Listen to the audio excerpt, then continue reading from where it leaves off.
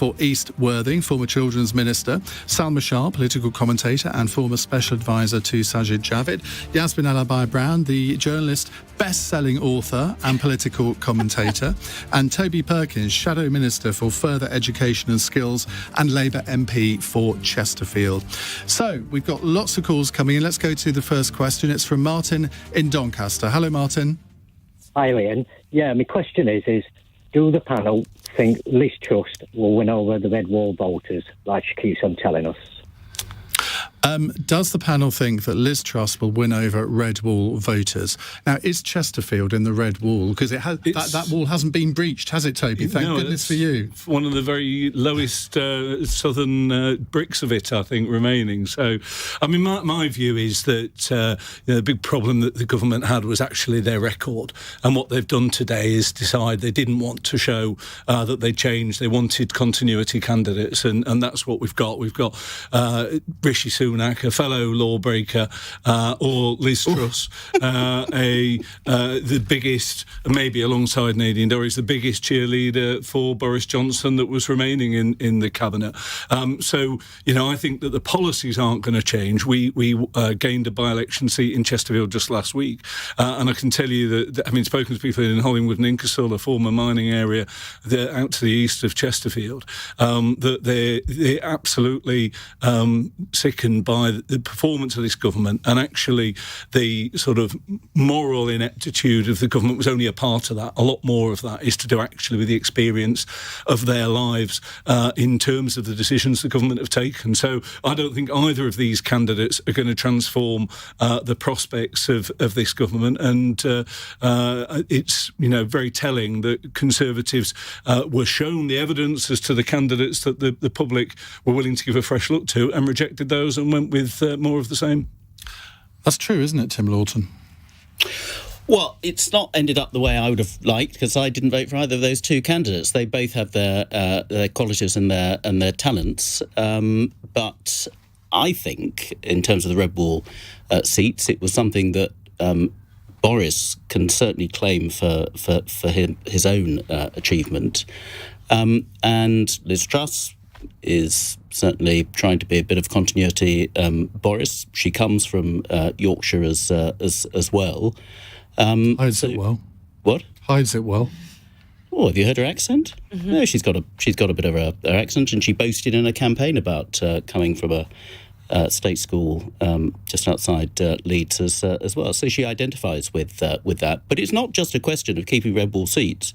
We've got to keep Blue Wall seats as well. I come from the south coast. We've been losing seats to the Lib Dems in leafy parts of the home counties, and also to Labour in my own constituency as well. So what I don't want is just focusing on keeping Red Wall seats when we need to have, and we have had, a national appeal, and we need to keep our existing seats in other parts of the country as well. So it's a balancing act that she's got to get right. Or he might have to get right if it's not her. When there's a leadership election in any party, I guess one of the considerations is which candidate is most likely to win a general election or help win a general election.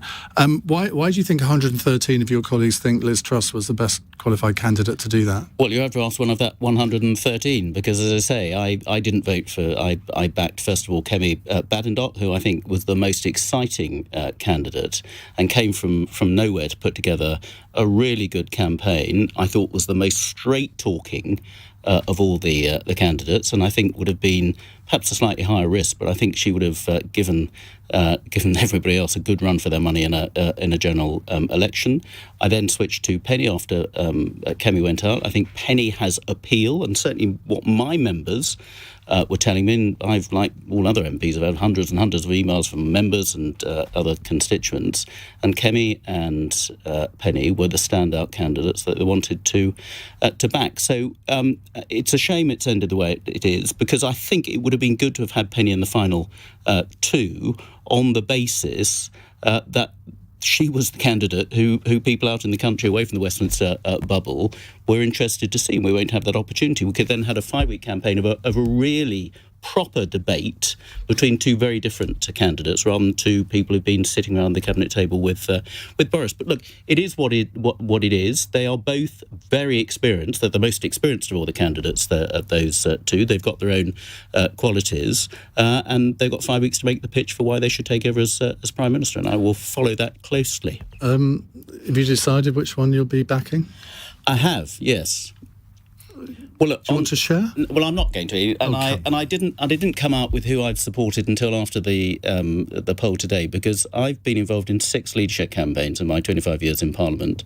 I've been on the losing campaign teams in 5 times out of those 6, so I am the kiss of death, which is why I didn't offer my opinions or offer myself up to any of the campaign teams, because they probably wouldn't have wanted. Well, I just thought of something very naughty I'm to not say, gonna but blight. I'm not going to say it. Yasmin, Unlike you you. were nodding along to a lot of what Tim was saying there. Yeah, I'm not a Tory. I'm a lefty, and I'm quite depressed, really, by the choice we've now been presented You're with. depressed. Yeah, even I'm depressed, precisely.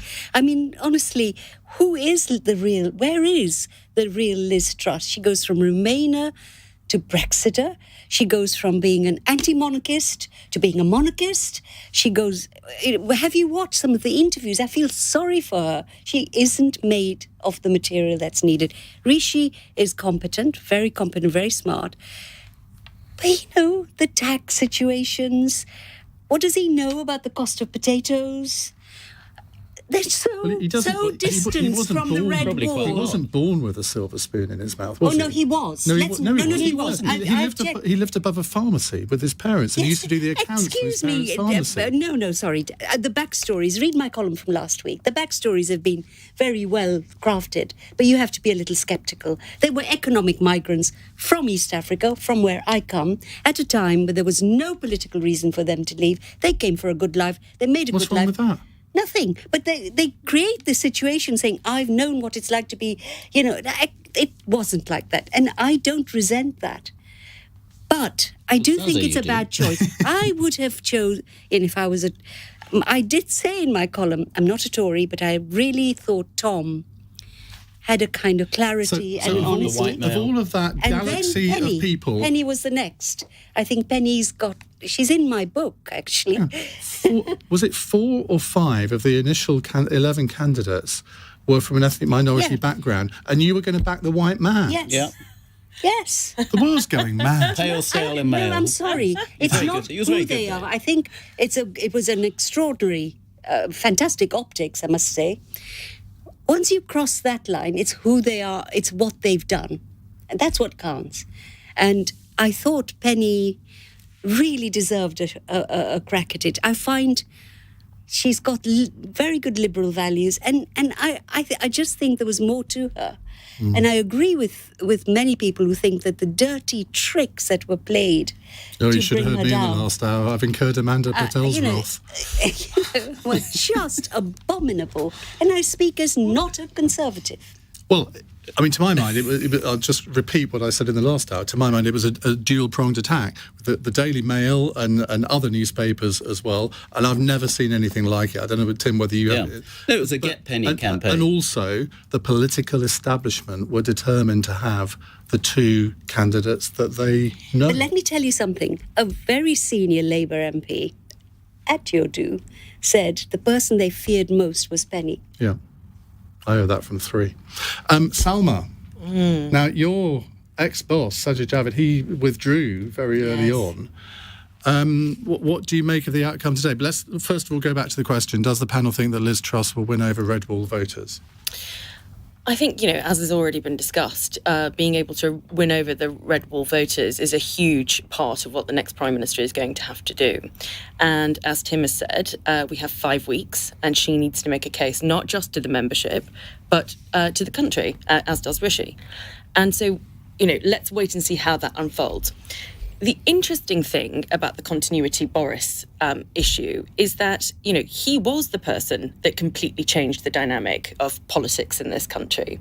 So perhaps, the continuity Boris aspect of it might not be bad for her as far as the Red Wall seats are concerned, notwithstanding that, the Red Wall was pretty annoyed about the parties and the fines and everything else as they rightly should be.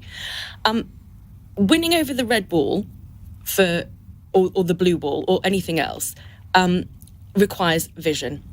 And I think that is what's missing from every candidate so far. And Yasmin, in fairness, it also is missing from the opposition at the moment. And I think the reason why people are particularly upset with politicians is because it's not about this tax or that tax. It's not about he said or she said. It is about giving us something to cling on to, that bit of hope that actually makes us feel like the next 5 years or the next 18 months until a general election has some kind of end point. It means that we are working towards something, and that is what is missing. And I don't pretend to speak to the Red Wall, even though I grew up in a Red Wall constituency, just to add that in. Did you? I did, Hyndburn. Oh, and lost the accent. Yeah, I did. Worked for the Tory party too long again. And so it pains me that both candidates have got Yorkshire connections, no Lancastrians that are featuring there. But, speaking from that, and now being part of the liberal metropolitan elite in Westminster, I live in Westminster, both those parts of me are longing for a conservative vision. And if we have any hope of winning over any electoral group, that is what needs to be presented.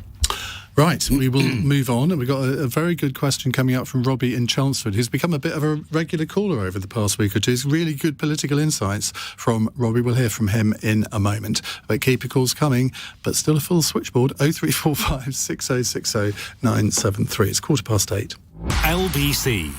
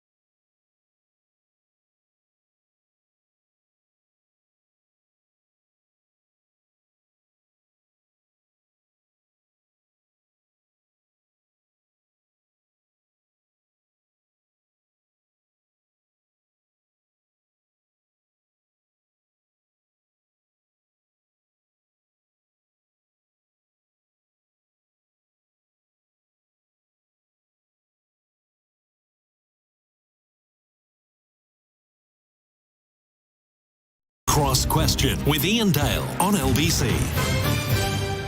It's 17 minutes past 8. With me on the panel, Tim Loughton, Conservative MP for East Worthing, former Children's Minister; Salma Shah, political commentator and former Special Advisor to Sajid Javid; Yasmin Alibhai-Brown, the journalist, author and political commentator; and Toby Perkins, Shadow Minister for Further Education and Skills and Labour MP for Chesterfield. Right, let's go to Robbie in Chelmsford, who has another question. Hi, Robbie. Evening. Tory MPs were presented with a range of options during this leadership contest, and I quote, "A clean start, a fresh start, to tell us the truth," and they've decided against it. Have they learned nothing? It sort of reflects a little bit of the discussion we've already had, Tim Loughton, but in Doctor Who, the Doctor regenerates every few years, and yet here we have a party that isn't regenerating, don't we? Well, it's an odd result, and at the beginning of it, I would not predicted the final two that we've ended up with. We started with 8, and we said earlier a really impressive, diverse group of candidates, loads of women, and some really impressive colleagues from ethnic minorities. And so what? It was just some really good candidates came forward.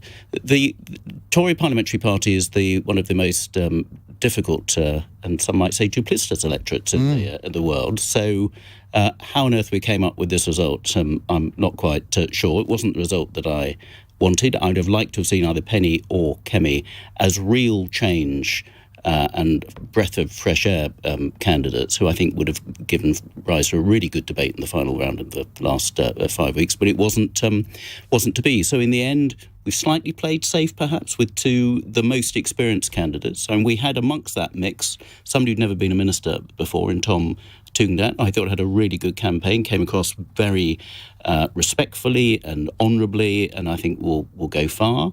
Kemi, who has had ministerial experience but never been in the candidate, and again, put a really good campaign together. So the standout from this campaign is the quality and the mix of the candidates who put themselves forward. And I think the Labour Party can only look on with envy that we had that sort of choice. The fact that my colleagues whittled that down to the choice of the two that they did is a matter for my colleagues, and we'll find out in the fullness of time what. Perhaps it was the heat, I don't know. Yasmin. It's a very good question. Have they learned nothing? I mean, I watched the scene of Boris Johnson's last Prime Minister's questions, and the applause from his side, and the disgraceful failure to indicate that this Prime Minister had absolutely not been worthy of people's trust, even the Tories who voted for him. He's a charmer, he's entertaining, I know all that. And a lot of people in the Red Wall, and I have been talking to them, love all that about them. Let's face it, Liz Truss is not that entertaining, so she'll have her work cut out. But I just thought... We've had too much entertainment, haven't we? Actually, quite like a bit of boring for a while. But I think the Red Wall, I have talked to... Starmer, then. Yeah. Well, boring would be lovely. Yeah, really, really boring. But it's just, I watched this and I thought, you have learned nothing. You really have, you Conservatives in Parliament have learned nothing. Well, we did get rid of it. It was the Conservatives in Parliament. I know. So you what don't was know that about? You don't know if they were cheering him because he was going. I mean, It was a bit of a relief. Only Theresa May. Only Theresa May was reluctant. No, but that happened in 1990, didn't it, when Margaret Thatcher was dethroned? And the day after it happened, she did, I can't remember whether it was a Prime Minister's questions or opposition debate. And she wiped the floor with everyone. And, of course, everyone was looking, thinking, what have we done? And so they gave her a rapturous ovation as well. Do you think it's that's guilt. what they were thinking it's guilt. today? No, but it's Do you think they were thinking that today? No. We've given a round of applause to every leaving Prime Minister, whether we like them or not. We did it for Tony Blair, for Gordon Brown, for Cameron, and then Theresa May. The only difference is actually Conservatives got up to applaud Tony Blair and Gordon Brown out of respect. It's a big job, whether you think he's done it well or honourably or not. Labour MPs refused to stand for David Cameron's final swan song or for Theresa May, and of course again today, which I think is not respectful. That's what it was all about. Salma.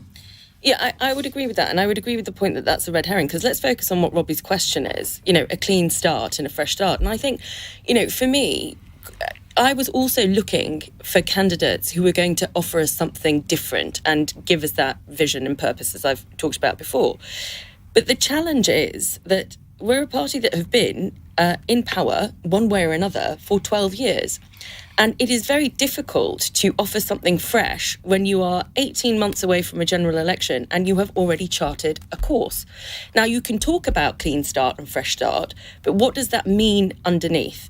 And I would also just say that, this was a pretty even split three ways between three candidates, Penny, Liz and Rishi.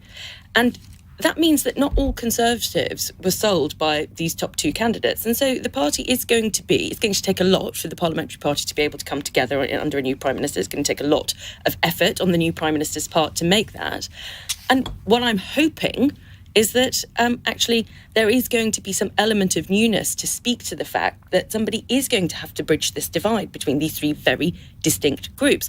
And part of that is that people want something different and fresh. Now, whether they want a complete overcorrection from Boris and go for that very sort of boring ideal, I don't know. But I think there's going to have to be some recognition that the way that we have been doing things needs a change. Change doesn't always work, though, does it, Toby? Because when Jeremy Corbyn became leader, I mean, you couldn't get a bigger contrast between him and his predecessors. That didn't work out. So change is not necessarily always the way to go.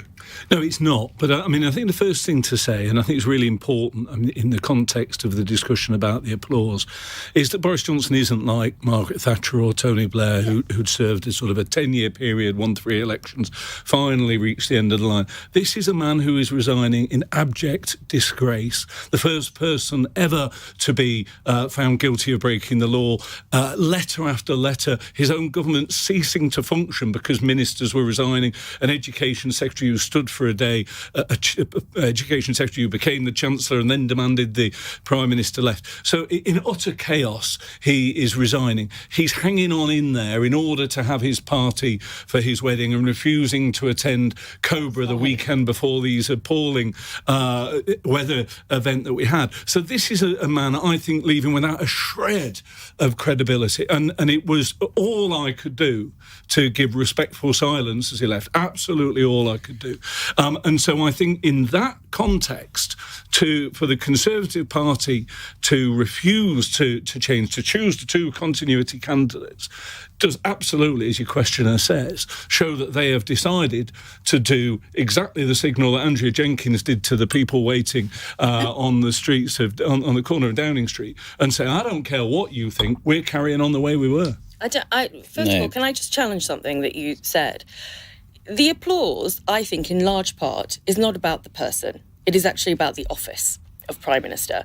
And I understand, and I in many respects, feel the same about the antics of the outgoing Prime Minister.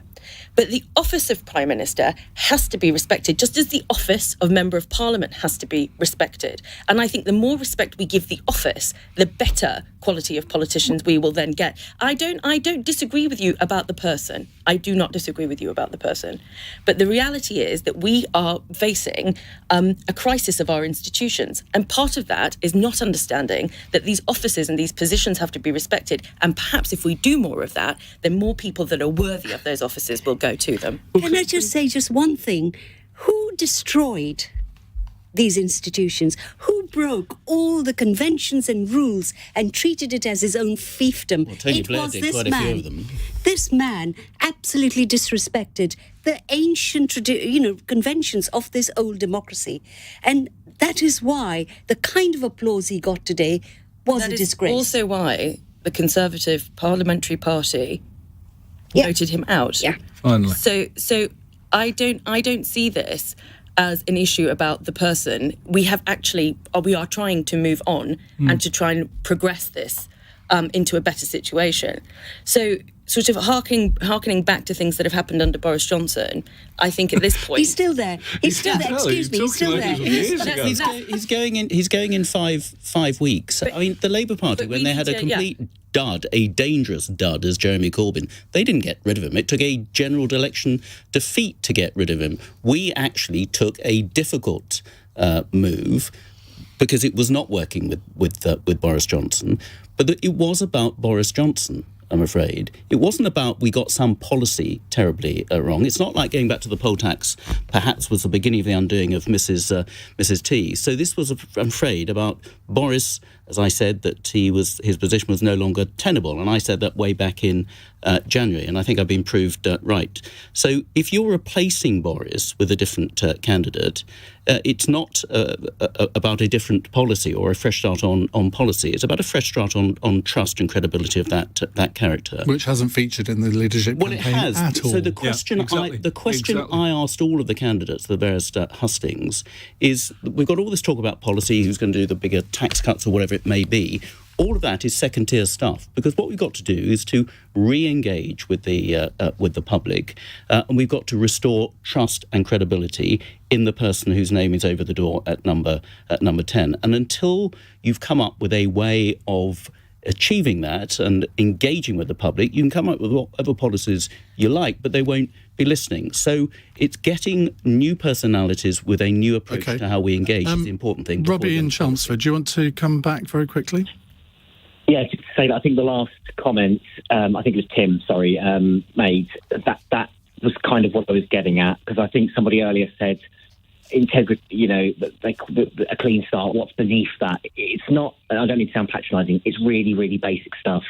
I need to be able to watch PMQs. I need to be able to watch an appearance at a select committee, and I need to be able to believe that most of what I'm hearing is true. I need to believe that as a voter, and I'm really depressed to say that I now don't think there's an option that allows me to do that, and I am, or was, a Conservative voter. I will not be a Conservative voter again, and I can't imagine when I would be. Sorry to sound dramatic, I just can't imagine it at this point. It's so depressing. Tom, Kemi or Penny, maybe I could believe most of what they would say. The options there, they've sat around the table. Somebody said the most experienced. I hear complicit. I hear tainted. And I believe I'm not alone in that. And it's just so depressing. Sorry. Just give me some reaction to that, because that's quite powerful stuff, and I've heard it a lot over the last couple of days on LBC. Toby? I think we absolutely have. I think that that Tim's hope is exactly the Tory party hope, that actually changing the person but not the policy will be enough, that if they can get away from the law baking, let's hope they don't pick Rishi Sunak then, and move beyond someone who's seen as sort of just intrinsically dishonest, that the rest of the policy is okay. I actually think they're going to be disappointed, because I think that there's actually far more problems in terms of our economy, in terms of the impact of 12 years of Tory economic policies on our public sector. And I think we're seeing that in our NHS. If you're someone who's had to utilise a local hospital, if you've tried to get a doctor's appointment, if you are needing help with things like autism services or many, many other public services. So I think there's far more sort of serious problems with the Tory brand. Of course, Boris Johnson's dishonesty was a big part of that. But I think your caller there, who said, I've got a choice between the Chancellor, who had the economic policies that have been followed, or Liz Truss, the greatest supporter of Boris Johnson, that's telling me the Tory party thinks that the only problem's lying. And I think that, like your caller there, many will be disappointed. Tim, you and I have heard over the years, and Toby, I'm sure you've heard this before, I'm never going to vote Conservative again. And you had it under Margaret Thatcher, under every Conservative leader. You've had it under every leader as well. But I have to tell you that the number of people that said that regarding Boris Johnson was quite a lot. But over the past 48 hours, I'm only taking my text and tweet box here and some of the phone calls into account. I've seen more of it over the last 48 hours. People disgusted how this campaign has been conducted. Today, disgusted at the final two. That has to be a real worry for you. Sure, and that is why I said that the two candidates remaining, whoever wins, it's got a big job ahead of him or her to re-engage the trust of the public. That's why I said that's the first thing to do before you come up with all the policies. What swung it for me is I was seeing at the beginning of this year, you always get people saying, the Prime Minister's a disgrace, the Conservative Party is a disgrace. But I was getting, like many of my colleagues, many MPs from constituents who are Conservative voters who are saying to me, I've voted Conservative all my life, or my family voted Conservative. If Boris Johnson is still the Prime Minister at the next election, we cannot vote Conservative.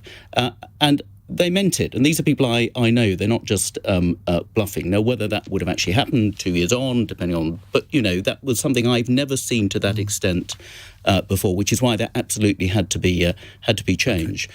Right, we're going to take more of your questions in just a moment. But first of all, news headlines at 8:32 on LBC with Lottie Morley. Rishi Sunak or Liz Truss will become the next Prime Minister after Penny Mordaunt was eliminated in the latest Tory leadership ballot. The winner will be decided by a vote among Conservative Party members. 5 people have been arrested after an environmental protest closed parts of the M25 this morning. Just Stop Oil campaigners scaled overhead structures against what they call the government's inadequate preparations for climate change. And an 89-year-old retired pig farmer has been jailed for murdering his wife 40 years after she went missing in Worcestershire. The body of Brenda Venables was found hidden in a septic tank in 2019. David Venables will spend at least 18 years behind bars. LBC weather, showers easing for most, but persisting in the north and east of England tonight. Mostly dry elsewhere and feeling fresher with a low of 9 degrees. This is LBC.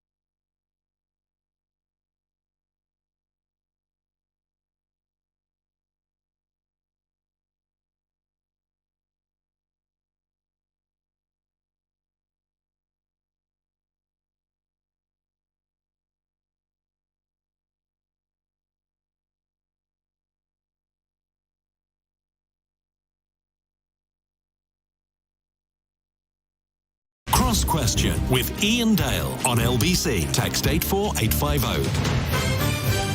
It's 25 to 9 on LBC. You're listening to or watching Cross Question. If you want to watch us, you can do so on Global Player. Tim Loughton is here, Conservative MP for East Worthing. Salma Shah, political commentator. Yasmin Alibhai-Brown, journalist, author and political commentator. You need to get author and journalist in your description, Salma. I'm saying to get my title up. And Toby Perkins, Shadow Minister for Further Education and Skills and Labour MP for Chesterfield. That is a great subject, a shadow, isn't it? Sort of education and skills. Yeah, absolutely. I think particularly, apprenticeships is a huge priority for us. I think it's one of the most important things that we can do if we're going to get the growth into our economy, if we're going to face the post-Brexit world with confidence in terms of being able to attract the staff that we need in an era where there's less migration coming in. It's absolutely crucial and really exciting area to be in. Who are you shadowing? Which minister? Well, it changes about every week and a half. I've said that education ministers are like dogs. You know, they have 7 years for every one that a human has. But at the moment, it's Andrea Jenkins, and it has previously. I don't know why you're laughing, but it was previously been Alex Burghardt and Gillian Keegan in the. Because she was an apprentice herself, wasn't she? Yeah. But arguably. Yes. Arguably. Was. Well, I believe there's some controversy about this, but anyway, she was good to shadow. Right, let's go to the next question. It's from our old friend Ulf in Hamburg. Ulf, what would you like to ask? I would like to ask, who does the panel think is more likely to lead the UK into a trade war with the EU? Mr. Sunak or Mrs. Truss? Salma. I would hope neither, if I'm completely honest. Okay, let's try and answer this question directly rather than sort of going around the houses on it. I'd be grateful. I think that Liz Truss is in a difficult position, having been Remain, to try and prove Brexit credentials. And I think if the Northern Irish Protocol question goes awry, it will be difficult. And I hope it is, and I hope she can manage this, if she is Prime Minister, it will be difficult to satisfy the right and the ERG and a lot of the Brexiteers if they feel like she is not pushing hard enough in the EU. So I think there could be a potential accidental escalation under Liz. You know, if that happened, I would have to laugh out loud. The sight of David Frost, Jacob Rees-Mogg and all of the ERG seeming to believe that Liz Truss has sort of got the Brexit sort of juice, I just think is hilarious. Well, but this is the thing. I mean, I don't know those people particularly well. So I think it is a question of whether those people who applied this enormous amount of pressure on Theresa May when she was negotiating the Brexit deal are willing to compromise in a way that the group hasn't previously in Parliament. And I think that would be a weakness for Liz. I don't think either of them by design are going to lead us into a trade war with the EU, but I can see a situation where one could be escalated. Steve Baker was on with Andrew Marr earlier, and Andrew put the same question to him, saying, well, you had Rishi Sunak to vote for Brexiteer, you had Penny Mordaunt to Brexiteer to vote for, and yet you all voted for Liz Truss. And his argument was that, yes, but Rishi and Penny signed up to Chequers. And I'm thinking to myself, yeah, so did Liz Truss. Yeah. Amazing.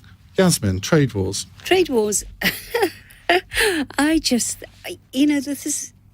We have to start talking again about where we are with the economy. This idea that this ERG group actually controls what is happening in the Tory party. No, it doesn't. Yes, they do.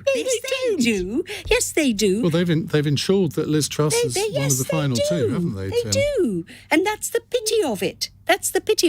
That this group of people who will be pushing for a much more aggressive anti-EU, because nothing's ever enough. Brexit isn't enough. There has to be more Brexit. I find it interesting, though, that Rishi's come up with this very Cummingsy slogan, keep Brexit safe. Okay? Which makes me think that there are going to be some interesting... I hadn't heard that. Yeah. Keep Brexit safe. Where are you reading this? Oh, I read it in the papers yesterday. What, your paper? Well, what are you Did you write sneering? it? No, I didn't write it. Go check it out. None of the rest of us check have it heard out. And it's a very good slogan. It's got the I was three thinking, words. I was thinking that'd get my vote. Yeah, see? So, both are going to go in that direction. And it's a disaster for the country. Sorry. Okay, Tim.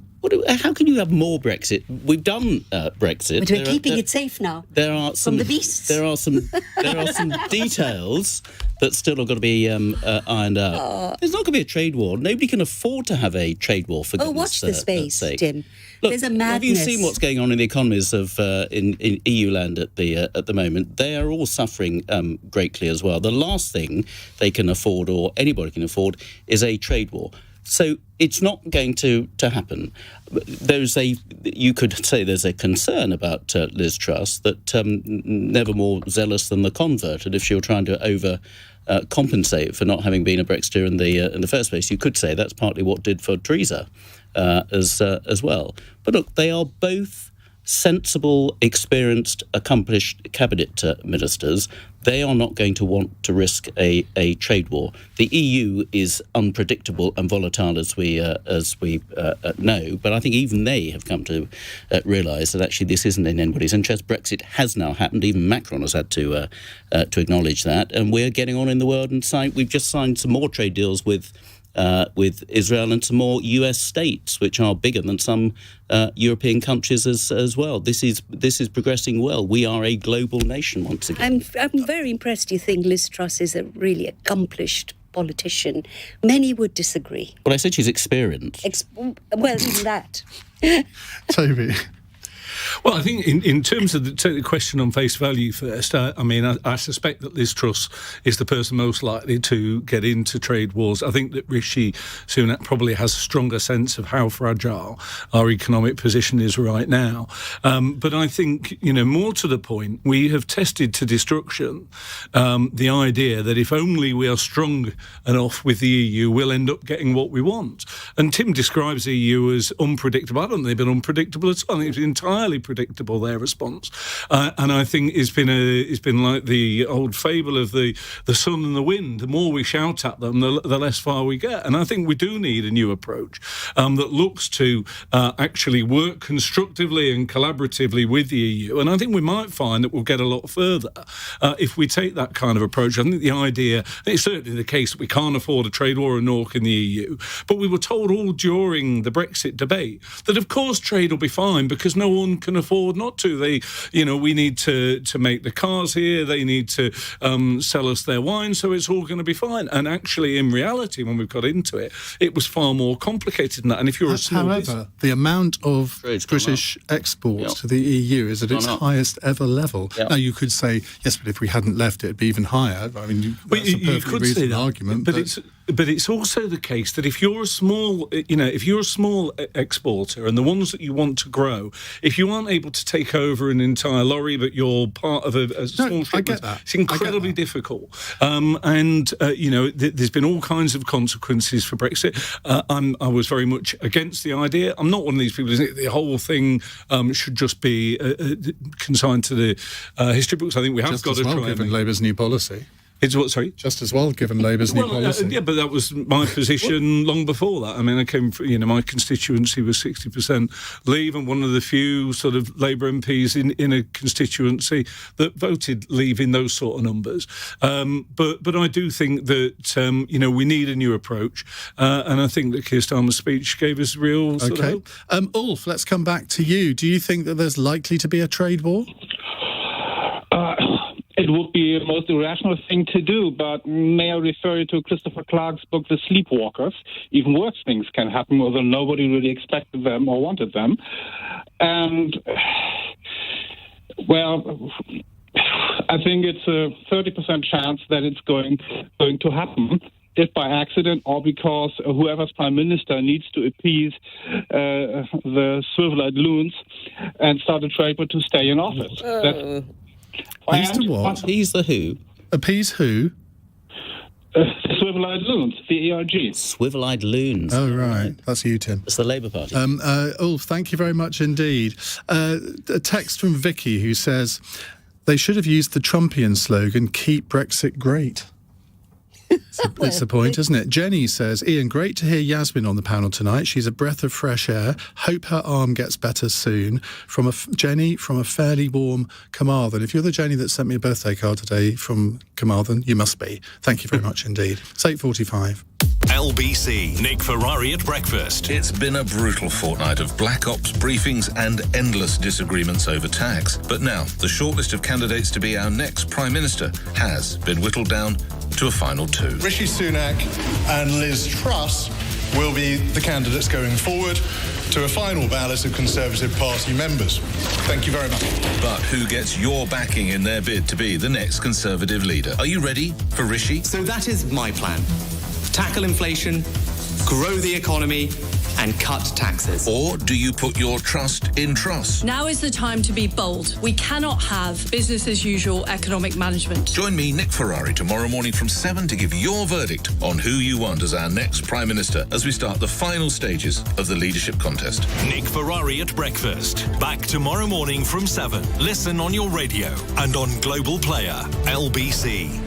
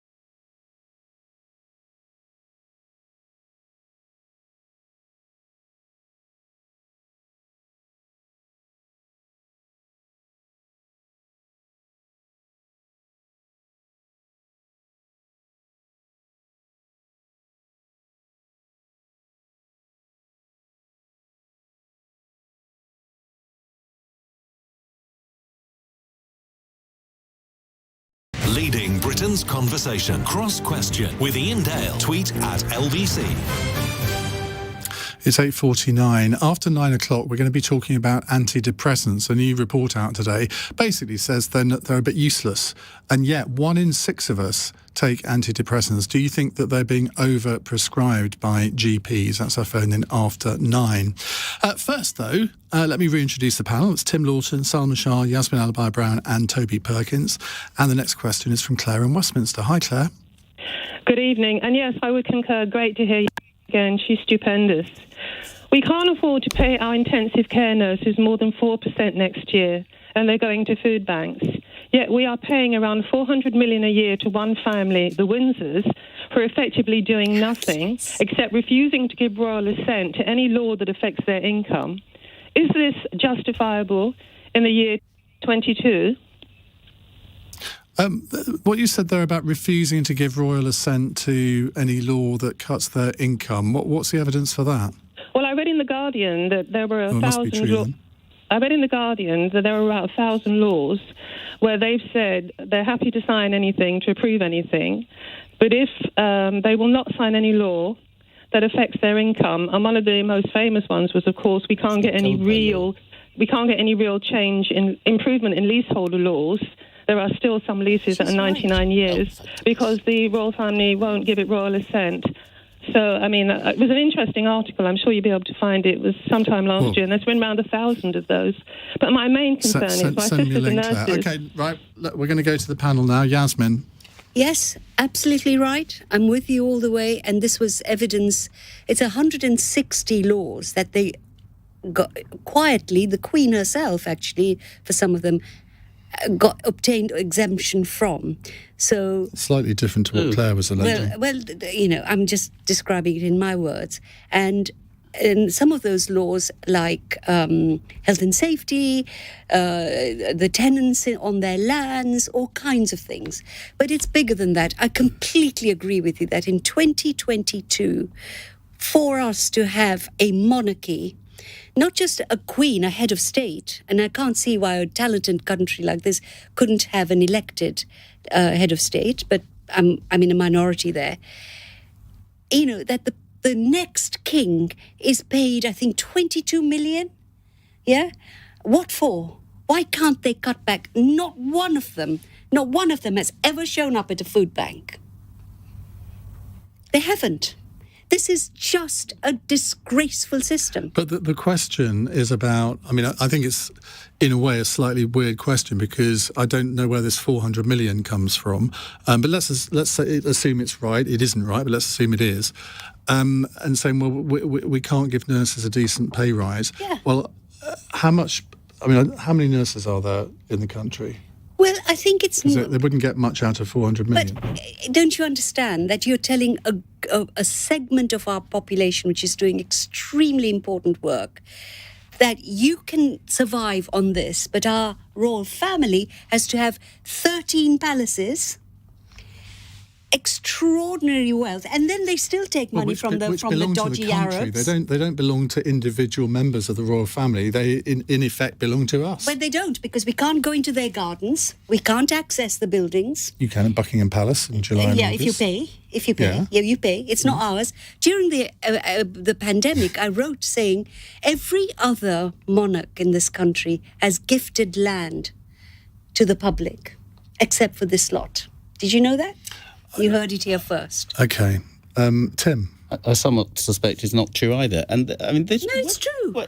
Henry did. Well, you also just said it's true. With the Speaker said that the monarch has refused to sign 160 or whatever laws unless they get their pay rise. That, of course, is complete and utter nonsense. What you're now saying it is exemption. Yes, which is nothing to do with signing laws. So the whole story is completely bogus. No, it's not. It's not. It's not I will send you the link. Laws. I will send you the link. Well, I don't want to link to The Guardian because it's rubbish. No, it's not rubbish. There is two different things. The Queen has not refused to sign any laws on the basis. You're sure about that? Are you swearing that? Because I will prove you wrong. The Queen has not refused to sign any Act of Parliament. Otherwise, there would be a constitutional crisis. That has not happened. The royal family are entitled to certain exemptions. The royal palace that is Westminster, for example, is not covered by normal health and safety legislation, such that it doesn't have to be closed down because there are rats appearing in the kitchen, which happened a few years ago. That is a completely and utterly different matter. I would like to give the nurses a much bigger pay award, perhaps more than many other public service workers, because of what they've been through and how they've really stepped up to the mark.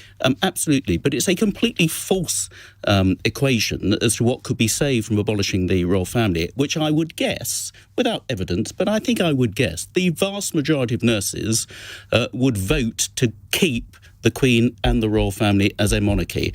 The monarchy has never been more popular in modern times in this country than it is now. Thank goodness we've got the Queen as head of state and not another politician who you've railed about and who we've had all the problems with recently. And they're not paid £22 million or whatever. They have a large retinue of staff and commitments. They don't have to. And lands. They don't have to live like this. They do not have to live like this. There are monarchies across Europe. They do not live like our monarchy. The number of royals on the royal list receiving any public money has never been lower than it is now. Goodness. It's true. Oh my goodness. It's absolutely true. Don't say, oh my goodness, really it's true. Insane that you think it's all right for 12 palaces. Prince Charles lives in how many houses? He travels on planes, private planes. Is that okay, really, in the times and the situation? Royal family if I'm you don't get sorry, and the Queen then bails out Andrew, right? With her personal money rather than with and that's public okay, funds. is it? Do we know it's her? Would you not bail out your No, I would not. If I had a son who had done what allegedly Andrew did, allegedly, I would not bail him out. Absolutely not. No. I'm sorry. I'm getting all hot now. Sitting back, not saying another word. Okay, Salma. Well, I'm going to keep this pretty simple. If the figures in there are true, then I'd say it was pretty good value for money, and nurses aren't going to get a greater pay rise unless we get growth in the economy. So comparing these two things are not like for like. And I think this is about symbolic gestures. Constitutional monarchies have proven throughout history to create more stable countries. And I think the Queen is value for money at double that cost. Toby. Well, I think that the start of the question around the nurses' pay rise is a very valuable one. I think that nurses should have had a bigger pay rise. I think that both the pressures that they've been under and also the huge difficulties we have retaining them and attracting them in the first place means that the finances behind that make it totally unarguable. Now, there's all kinds of different ways that you should look to pay for that. Personally, my view is that I'm relatively ambivalent about whether we have a royal family, but I'm absolutely certain my constituents want one, and they are lead us with our consent. And I think there may be interesting questions when Her Majesty the Queen is no longer the monarch. I think it may become more of a live question. I think certainly, while ever the vast majority of the public want us to have a royal family, then we should do so. Brian in Edinburgh wishes to correct you, Yasmin. He says Prince William attended a food bank. It was reported in December 2021. I have to say, when you said that, I thought, was it in the William Guardian? Did the Guardian not report that? I'm not with the Guardian. I write for I. And I was with the Independent. No, and I don't think just because it's in the Guardian, it's not a rubbish newspaper which produces the lies that other newspapers do on the right. But thank you for that. But the Queen and Charles, because Prince William is a Prince William, young guy, okay? I think the Queen has a responsibility, and if not her, Charles, to show up and show that those people matter. I think encouraging the Queen to go to a food bank at the age of 96... She's up and about. She's really fit. Well, I know she has been up and about, but I'm not sure I would be advising her to do that. But it would send a message that these are also the people of this kingdom. Right, we have a fun text to finish with. It's from Kevin in Oxfordshire. Marooned on a distant island with no mobile phone or contact with reality, which of the final two Tory leadership candidates would the panel prefer to be with? Toby. How long marooned for? It's not years. For years and years. Well, I mean, I guess I think Liz Truss would be more fun, probably. Do you? I do, actually. In what particular way? Well, you said years and years, Ian. You know what I mean? Behave yourself. What did you just say? Nothing. He didn't say anything. Okay. Outrageous. Go on. Answer the question. Sunak. Because he needs to be given lots of lessons on how normal people live. Why bother? He's marooned on a desert island. What he's going to do with all these lessons? No, but I'm there saying, now come on then, pick up those coconuts. Come on, boy. And bring them over. Don't say that to Liz Truss. Tim. Well, I would, of course, be delighted to be stranded on a desert island with either of them for any length of time. But you do want somebody who's going to be resourceful, more likely to be able to build a boat to escape.